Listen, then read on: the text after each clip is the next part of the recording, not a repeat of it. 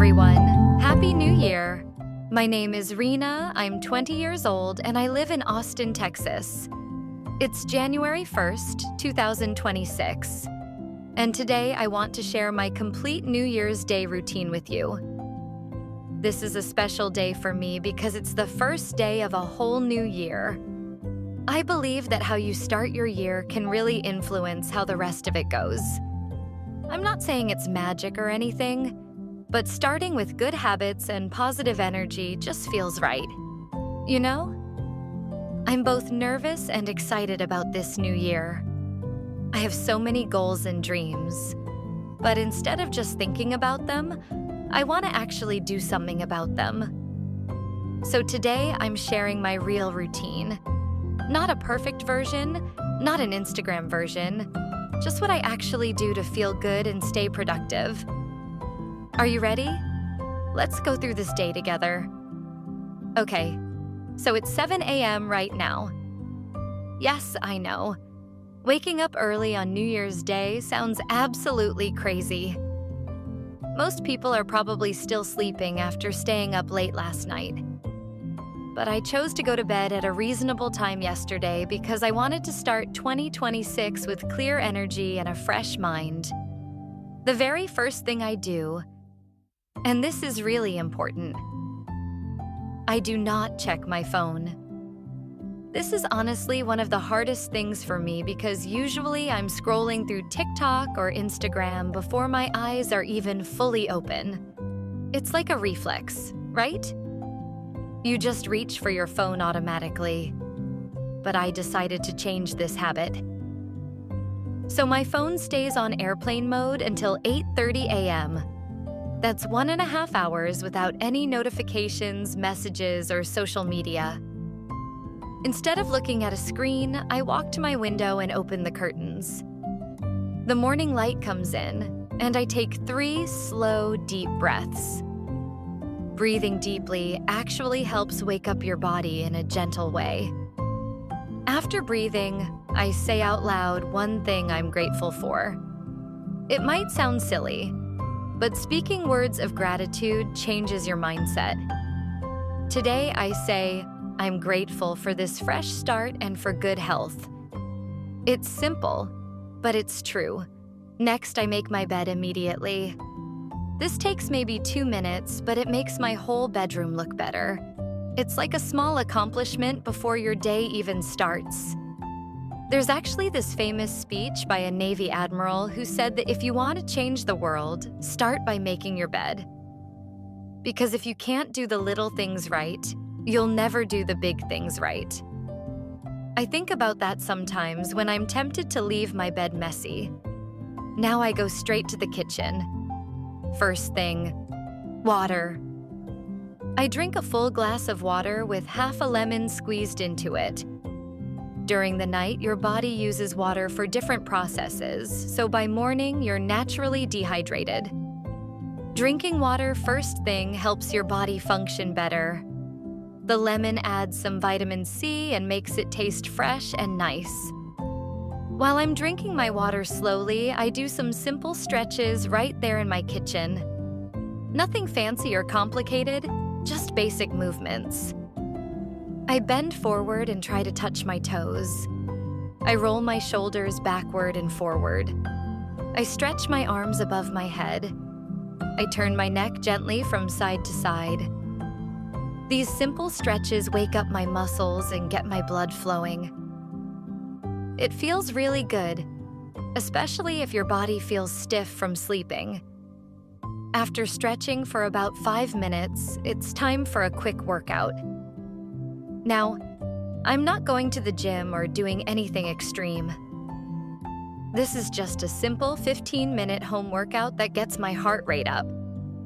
I do 4 different exercises: 20 jumping jacks, 15 squats, 10 push-ups, and a 45-second plank. Then I rest for 1 minute and repeat everything 2 more times. So in total, I do 3 rounds. Is it the perfect workout? No, definitely not. Am I gonna get super fit from just this? Probably not. But here's what I learned. It's not about being perfect. It's about being consistent. Doing 15 minutes of exercise is so much better than doing 0 minutes. And you know what? After I finish, I always feel proud of myself. I feel energized and awake. That feeling is worth it. After my workout, I'm definitely sweaty, so it's shower time. I start with warm water because it feels comfortable and relaxing. I wash my hair with shampoo and conditioner. I use my body wash, and I just enjoy the feeling of warm water for about 8 minutes. But here's the interesting part. For the last 30 seconds, I turn the water to cold. I'm not going to lie to you. It's extremely uncomfortable. Every single time I think, why am I doing this to myself? But cold water at the end of your shower has real benefits. It wakes you up completely. It's good for your circulation. And some people say it's good for your skin and hair too. Those 30 seconds feel long, but when I step out, I feel so alive and alert. After my shower, I do my skincare routine. I keep it simple because I don't want to spend too much money or too much time on complicated products. My routine is gentle cleanser to wash my face, toner to balance my skin, moisturizer to keep it hydrated, and sunscreen. This is so important. Even in winter, even on cloudy days, even when you're staying inside, you should wear sunscreen. UV rays can still damage your skin. Trust me on this one. For makeup, I keep it very natural today. Just some tinted moisturizer to even out my skin tone, a bit of mascara to make my eyes look more awake, and some lip balm to keep my lips soft. I like this natural look because it doesn't take much time and I still feel put together. Then I get dressed. Even though it's a holiday and I'm not going anywhere important, I believe that wearing real clothes, not pajamas, makes you feel more productive and motivated. Today, I choose black jeans and an oversized cream-colored sweater. It's comfortable, but it looks intentional. Like I have my life together, you know? The outfit is giving cozy but capable vibes. Now comes one of my favorite parts of the day, breakfast. One of my biggest goals for 2026 is to cook more meals at home instead of ordering food or eating out all the time.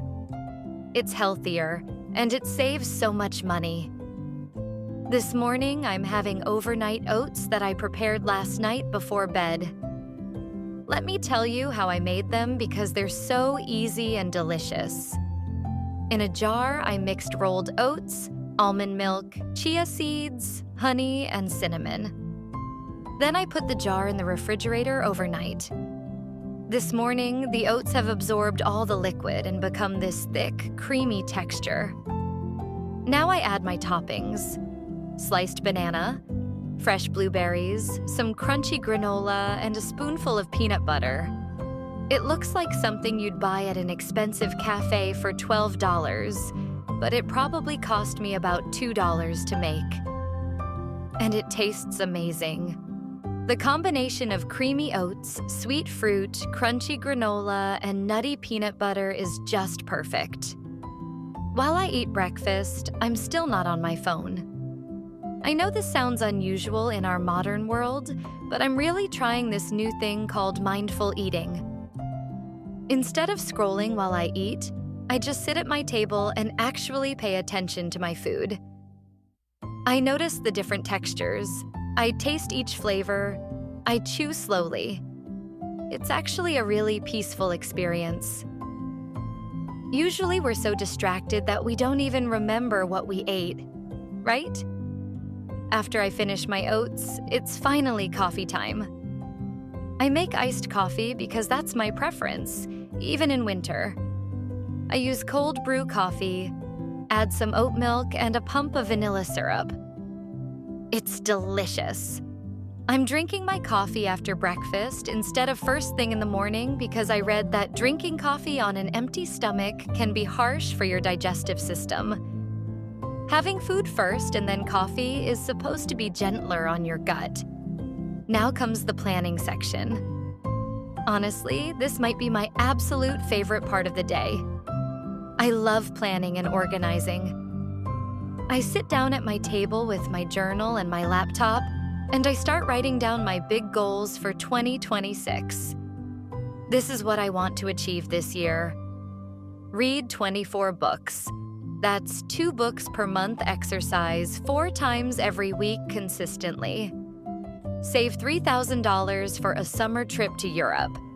Get a 3.7 GPA or higher this semester at university.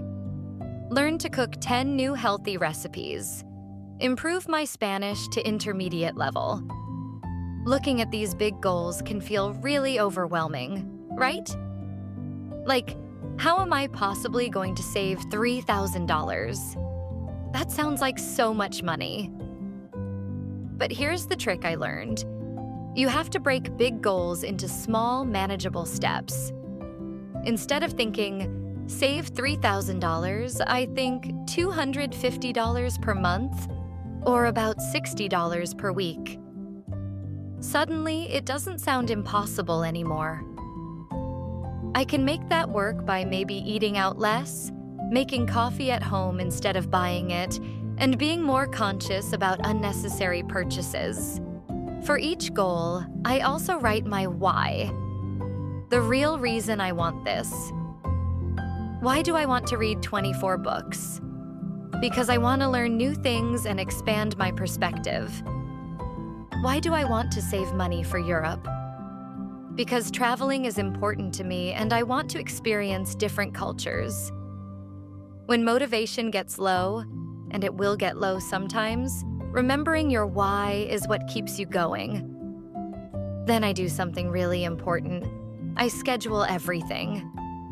I open my Google Calendar and I put my workouts in there like they're important appointments. Monday, Wednesday, Friday, and Saturday at 7 a.m. Workout time. If something isn't scheduled, it probably won't happen. We're all busy, and without a plan, we just react to whatever comes up. Next up, I dedicate 1 hour to learning something new. For January, I decided to focus on improving my video editing skills. I want to create better content and tell stories more effectively through video. So I'm watching YouTube tutorials right now about editing techniques. And the important part is that I'm not just watching, I'm actually practicing what I learn. I use something called the Pomodoro technique. Have you heard of this? It's really simple and effective. You work focused for 25 minutes, then take a 5-minute break. Then another 25 minutes of work, another 5-minute break. This prevents burnout and keeps your mind fresh. During my 25-minute work sessions, I'm completely focused. No phone, no distractions. During my 5-minute breaks, I stand up, stretch, walk around my apartment, maybe grab some water. It's amazing how much you can learn when you're truly focused. You can use this learning time for anything that interests you. Cooking, languages, photography, coding, drawing, writing, whatever helps you grow. The specific skill doesn't matter as much as the habit of continuous learning. The goal is just to be a little bit better today than you were yesterday. Around 1:30 p.m., I do a quick personal check-in. I ask myself, how am I feeling right now? Am I tired or energized? Am I on track with my plan for today? Am I being kind to myself? This is also when I finally check my phone properly for the first time today. I look at messages from friends and family. I respond to the important ones. I check Instagram and TikTok for a bit. But, and this is crucial, I set a timer for exactly 30 minutes because it's so incredibly easy to fall into what I call the scroll hole. You know what I mean, right?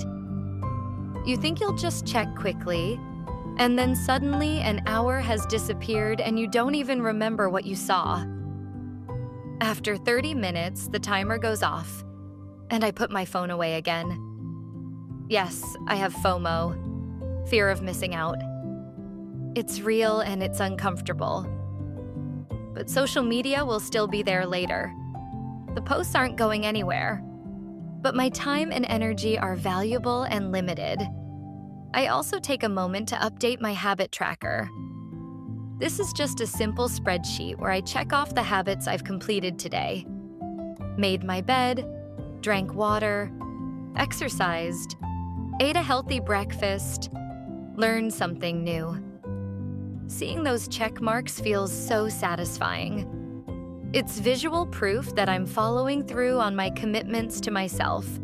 So that's my complete New Year's Day routine for 2026. Is everything perfect? No, absolutely not. Will I follow this exact routine every single day? Probably not, because life is unpredictable and things happen. Some days I'll wake up late. Some days I'll be too tired to work out. Some days I'll scroll on my phone for too long. And you know what? That's okay. That's being human. But having this structure, having these clear goals and intentions, that's what really matters. It gives me a framework to return to. Even if I mess up one day, I know what I'm aiming for. And I can always start again. Here's my challenge for you if you want to try something new this year. Pick just one small habit to start. Just one. Don't try to change everything at once because that's overwhelming and usually doesn't work. Maybe your habit is drinking water when you wake up, or reading for 10 minutes before bed, or making your bed every morning, or going for a short walk. Start small, be consistent. Build from there. Small habits might seem insignificant, but they add up over time. If you improve by just 1% every day, by the end of the year, you'll be 37 times better. That's the power of small, consistent actions. Now, I want to hear from you. Drop a comment below and tell me, what is one habit you want to start in 2026? I'm reading every single comment, and I want us to support each other in this journey. Maybe you'll inspire someone else with your goal. If you enjoyed this video and want to see more content about routines, habits, productivity, and real life, please subscribe to my channel. Hit that subscribe button and turn on the notification bell so you don't miss anything. It really helps me continue creating content like this. Also, if you found this video helpful or motivating, give it a thumbs up. It takes 1 second, but it makes a huge difference. And if you know someone who needs some motivation or inspiration to start their year strong, share this video with them. Let's spread positive energy. Thank you so much for spending this time with me today. Happy New Year! I hope 2026 brings you growth, joy, health, and lots of wonderful experiences. Remember, you don't have to be perfect. You just have to keep showing up. We got this. Take care, and I'll see you in the next video.